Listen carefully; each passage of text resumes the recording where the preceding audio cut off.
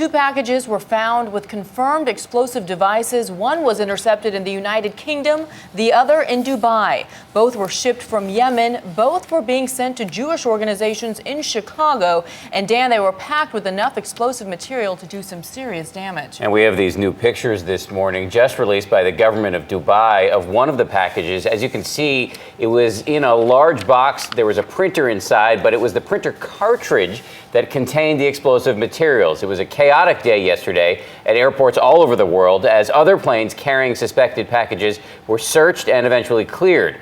But this was, as Bianna said, a very real threat, and there are very real concerns this morning. But we begin with our chief investigative correspondent, Brian Ross, who's in Washington with the latest. Good morning, Brian. Good morning, Bianna and Dan. It now is clear Al-Qaeda built two printer bombs to be exploded at synagogues in Chicago, perhaps as early as last night, the Jewish Sabbath. Authorities tell us the toner cartridges were hollowed out to hold explosives and a detonator, virtually undetectable when shipped as air cargo. And it was only because of a tip from Saudi intelligence that the U.S. was able to stop the dangerous shipments.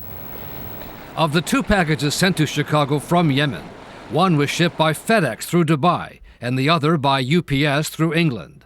British authorities at the East Midlands Airport, north of London, seized a large box with a printer whose toner cartridge appeared to have been tampered with, loaded with almost a pound of a white powder where there should have been black powder. The president's lead counter-terror advisor said it was an explosive compound that officials said was going to be somehow detonated by a cell phone. They were not letters, they were larger than that. Think about bread boxes or so in terms of, maybe size.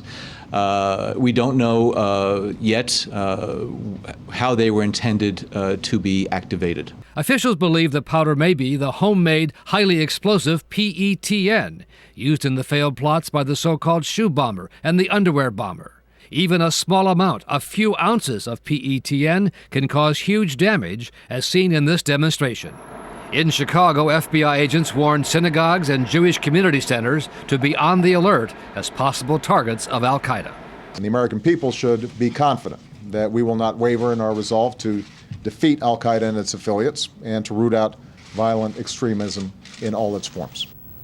An urgent search will continue over the weekend for other possible bomb packages coming from Yemen, but 11 other shipments from Yemen stopped yesterday. All proved to be harmless, and beyond it, they now believe they have contained this plot. And Brian, you mentioned that there was nearly a pound of that PETN found in the cartridge. How does that compare to the PETN that was found in the failed Christmas bomber attack?